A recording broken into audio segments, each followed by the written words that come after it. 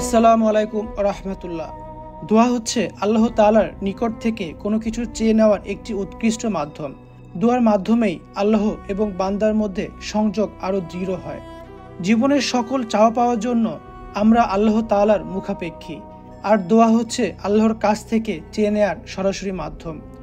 সুতরাং দোয়া করতে হবে উত্তম পন্থায় এবং একাগ্র চিত্তে। আর আল্লাহর কাছে চাওয়ার সর্বোৎকৃষ্ট উপায় আম্বিয়া কেরামে আলাইহিসসালাম আমাদেরকে শিক্ষা দিয়েছেন। কুরআনের বিভিন্ন জায়গায় আল্লাহ তাআলা নবীগণের করা বিভিন্ন দোয়াসমূহ উল্লেখ করেছেন, যেন আমরা তার থেকে শিক্ষা নিয়ে উত্তম পন্থায় আল্লাহর নিকট থেকে চেয়ে নিতে পারি। তন্মধ্যে ৮ জন প্রসিদ্ধ নবীর করা ৮টি বিখ্যাত দোয়া সম্পর্কে আলোচনায় থাকবে আজকের ভিডিওতে। হযরত আদম আলাইহিসসালামের দোয়া।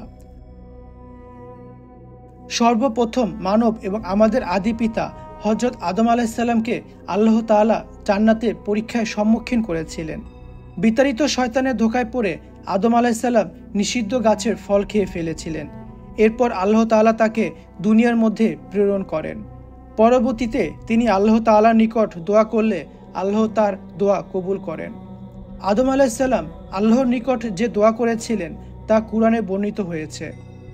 ইরশাদ হয়েছে, হে আমার রব, আমি নিজের প্রতি জুলুম করেছি। আপনি যদি আমাকে ক্ষমা না করেন এবং আমার প্রতি দয়া না করেন, তাহলে আমি ক্ষতিগ্রস্তদের অন্তর্ভুক্ত হয়ে যাব। হযরত নূহ আলাইহিসসালামের দোয়া। হযরত নূহ আলাইহিসসালাম প্রায় ৯৫০ বছর তার উম্মতের মাঝে দাওয়াতের কাজ করলেও আল্লাহর দ্বীনের প্রতি ঈমান এনেছিল মাত্র অল্প কিছু সংখ্যক মানুষ। তাই আল্লাহ তাআলা তখন ভয়াবহ প্লাবনের মাধ্যমে সকল বেঈমানদের ধ্বংস করে দেন। তার করা দোয়াও উম্মতে মুহাম্মাদীদের শিক্ষার জন্য আল্লাহ তাআলা কুরআনে উল্লেখ করেছেন। নূহ আলাইহিসসালাম বলেছিলেন, হে আমার রব, আমাকে, আমার পিতামাতাকে, যে আমার ঘরে ঈমানদার হয়ে প্রবেশ করবে তাকে এবং মুমিন নারী পুরুষকে ক্ষমা করুন, এবং ধ্বংস ছাড়া আপনি জালিমদের আর কিছুই বাড়িয়ে দেবেন না। হযরত ইব্রাহিম আলাইহিসসালামের দোয়া। আমাদের জাতির পিতা হযরত ইব্রাহিম আলাইহিসসালামের একাধিক দোয়া কুরআনে বর্ণিত হয়েছে। ইব্রাহিম আলাইহিসসালাম এই বলে দোয়া করেছেন, হে আমাদের প্রভু, আমাদের মোনাজাত কবুল করো, নিশ্চয়ই তুমি শ্রবণকারী, সর্বজ্ঞ। তিনি আরও দোয়া করেছেন, হে আমাদের পালনকারী, আমাদের উভয়কে তোমার আজ্ঞাবহ করো এবং আমাদের বংশধর থেকেও একটি অনুগত দল সৃষ্টি করো। আমাদের হজের রীতিনীতি বলে দাও এবং আমাদের ক্ষমা করো, নিশ্চয়ই তুমি তওবা কবুলকারী, দয়ালু। হযরত লূত আলাইহিসসালামের দোয়া। হযরত লূত আলাইহিসসালামের উম্মতেরা সমকামিতার মতো ভয়াবহ পাপে জর্জরিত ছিল।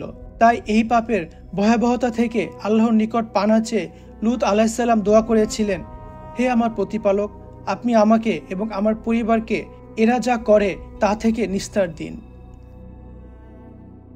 হযরত ইউসুফ আলাইহিসসালামের দোয়া। ইউসুফ আলাইহিসসালাম দোয়া করেছিলেন, হে পালনকর্তা, আপনি আমাকে রাষ্ট্র ক্ষমতা দান করেছেন এবং আমাকে বিভিন্ন তাৎপর্য সহ ব্যাখ্যা করার বিদ্যা শিখিয়ে দিয়েছেন। হে নবমণ্ডল ও ভূমণ্ডলের স্রষ্টা, আপনি আমার কার্যনির্বাহী ইহকাল ও পরকালে। আমাকে ইসলামের ওপর মৃত্যু দান করুন এবং আমাকে স্বজনদের সাথে মিলিত করুন। হযরত শুআয়ব আলাইহিসসালামের দোয়া। নবী শুআয়ব আলাইহিসসালাম আল্লাহর কাছে দোয়া করেছিলেন যে, আমার প্রতিপালক প্রত্যেক বস্তুকে স্বীয় জ্ঞান দ্বারা বেষ্টন করে আছেন। আল্লাহর প্রতি আমরা ভরসা করেছি। হে আমাদের প্রতিপালক, আমাদের ও আমাদের সম্প্রদায়ের মধ্যে ফয়সালা করে দিন, আপনি শ্রেষ্ঠতম ফয়সালাকারী। হযরত মুসা আলাইহিসসালামের দোয়া।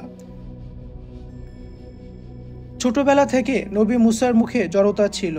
দাওয়াতি কাজে নামার আগে মুসা আলাইহিসসালাম নিম্নোক্ত দোয়া করেছিলেন, হে আমার রব, আমার বুক প্রশস্ত করে দিন এবং আমার কাজ সহজ করে দিন, আর আমার জিহ্বার জড়তা দূর করে দিন, যাতে তারা আমার কথা বুঝতে পারে। হযরত ইউনুস আলাইহিসসালামের দোয়া। ইউনুস আলাইহিসসালামের করা দোয়াটি আমাদের মাঝে ব্যাপক বিস্তৃত। এটি দোয়া ইউনুস নামেও পরিচিত।